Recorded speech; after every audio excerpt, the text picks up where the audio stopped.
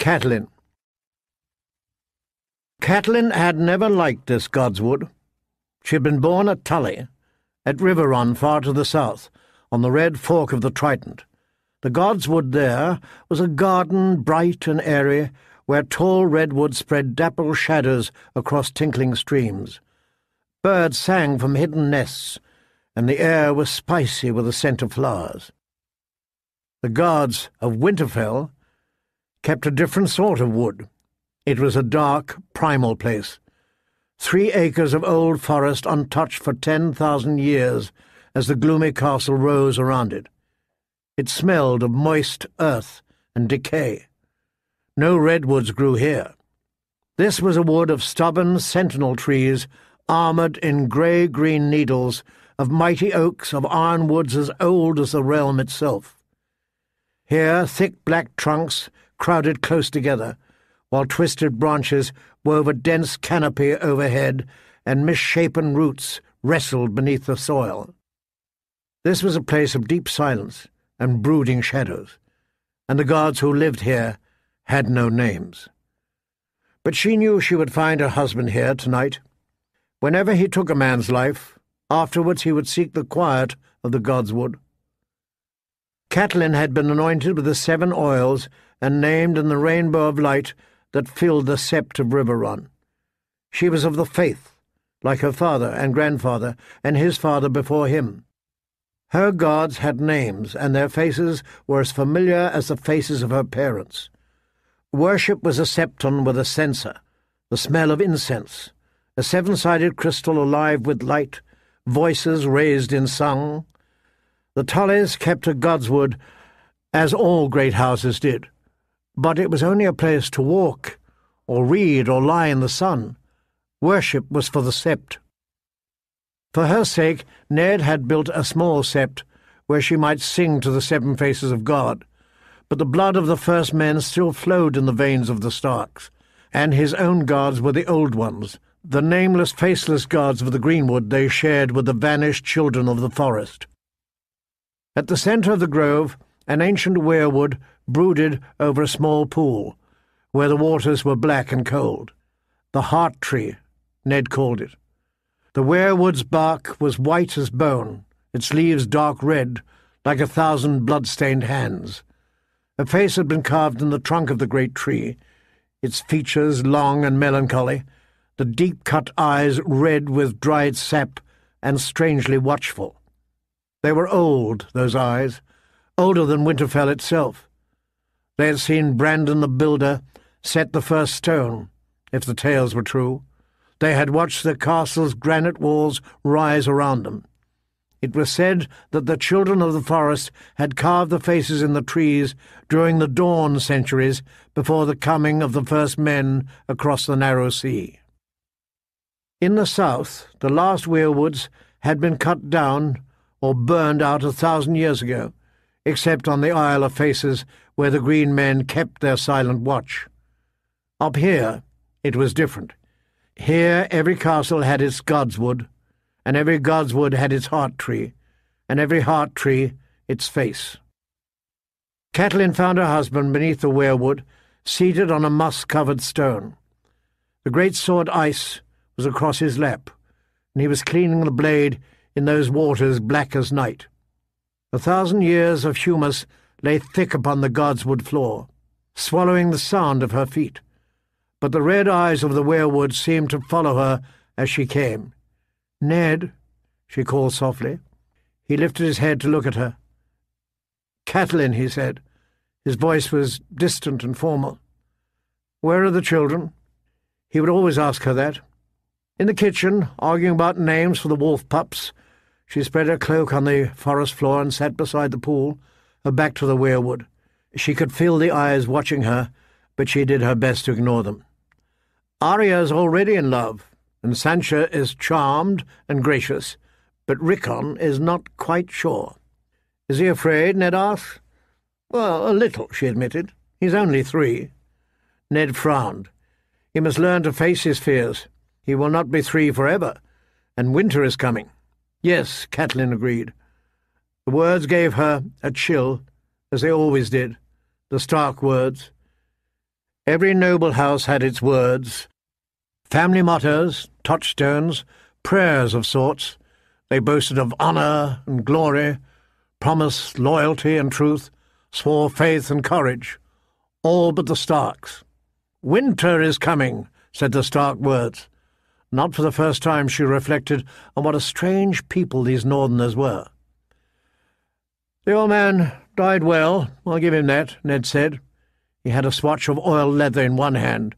He ran it lightly up the great sword as he spoke, polishing the metal to a dark glow. "I was glad for Bran's sake. You would have been proud of Bran." "I'm always proud of Bran," Catelyn replied, watching the sword as he stroked it. She could see the rippling deep within the steel where the metal had been folded back on itself 100 times in the forging. Catelyn had no love for swords, but she could not deny that ice had its own beauty. It had been forged in Valyria before the doom had come to the old freehold, when the ironsmiths had worked their metal with spells as well as hammers. 400 years old it was, and as sharp as the day it was forged. The name it bore was older still, a legacy from the age of heroes, when the Starks were kings in the north. "He was the 4th this year," Ned said grimly. "The poor man was half mad. Something had put a fear in him so deep that my words could not reach him." He sighed. "Ben writes that the strength of the Night's Watch is down below 1,000. It's not only desertions. They're losing men on rangings as well." "Is it the wildlings?" she asked. "Well, who else?" Ned lifted ice, looked down the cool steel length of it. "And it will only grow worse. The day may come when I will have no choice but to call the banners and ride north to deal with this king beyond the wall, for good and all." Beyond the wall? The thought made Catelyn shudder. Ned saw the dread on her face. "Mance Rayder is nothing for us to fear. There are darker things beyond the wall." She glanced behind her at the heart tree, the pale bark and red eyes, watching, listening, thinking its long, slow thoughts. His smile was gentle. "You listen to too many old Nan stories. The others are as dead as the children of the forest, gone 8,000 years. Maester Lewin will tell you they never lived at all. No living man has ever seen one. Until this morning, no living man had ever seen a direwolf either," Catelyn reminded him. I ought to know better than argue with a Tully," he said with a rueful smile. He slid ice back into its sheath. "You did not come here to tell me crypt tales. I know how little you like this place. Now what is it, my lady?" Catelyn took her husband's hand. "There was grievous news today, my lord. I did not wish to trouble you until you had cleansed yourself."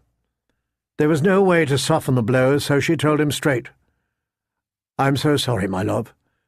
John Arryn is dead." His eyes found hers, and she could see how hard it took him, as she had known it would. In his youth Ned had fostered at the Eyrie, and the childless Lord Arryn had become a second father to him and his fellow ward, Robert Baratheon. When the mad King Aerys II Targaryen had demanded their heads, the Lord of the Eyrie had raised his moon and falcon banners in revolt, rather than give up those he had pledged to protect. And one day, 15 years ago, this second father had become a brother as well, as he and Ned stood together in the sept at Riverrun to wed 2 sisters, the daughters of Lord Hoster Tully. "John," he said, "is this news certain?" It was the king's seal, and the letter is in Robert's own hand. I saved it for you. He said Lord Arryn was taken quickly. Even Maester Pycelle was helpless, but he brought the milk of the poppy, so John did not linger long in pain. "That is some small mercy, I suppose," he said. She could see the grief on his face, but even then he thought first of her. "Your sister," he said, and John's boy, what word of them?" The message said only that they were well and had returned to the Eyrie. Catelyn said, "I wish they'd gone to Riverrun instead. The area is high and lonely, and it was ever her husband's place, not hers. Lord John's memory will haunt each stone." I know my sister. She needs the comfort of family and friends around her. Your uncle waits in the Vale, does he not? John named him Knight of the Gate, I heard.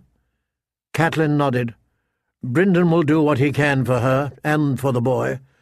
That is some comfort, but still— Go to her, Ned urged. Take the children.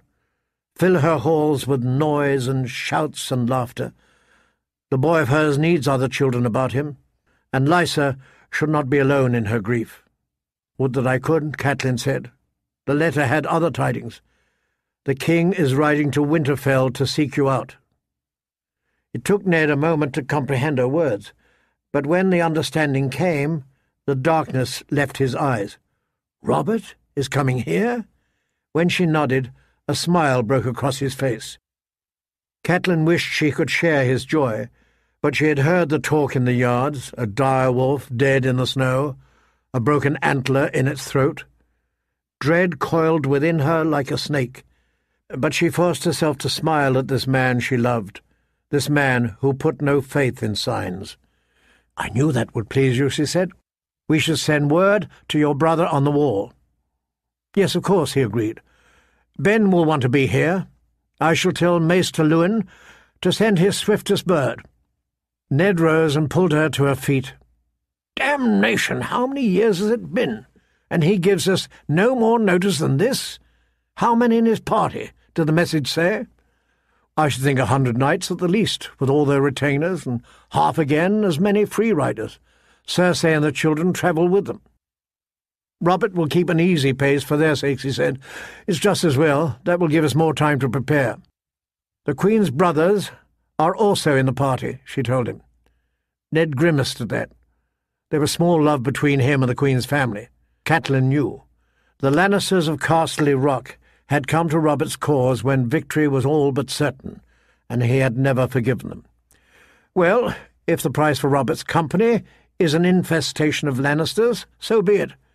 It sounds as though Robert is bringing half his court. "Where the king goes, the realm follows," she said. "It will be good to see the children." The youngest was still sucking at the Lannister woman's teat the last time I saw him. He must be, 5 by now? "Prince Tommen is 7, she told him. "The same age as Bran." "Please, Ned, guard your tongue. The Lannister woman is our queen, and her pride is said to grow with every passing year." Ned squeezed her hand. "There must be a feast, of course, with singers, and Robert will want to hunt. I shall send Jory south with an honour guard to meet them on the King's Road and escort them back." "Gods, how are we going to feed them all? On his way already, you said? Damn the man! Damn his royal hide!"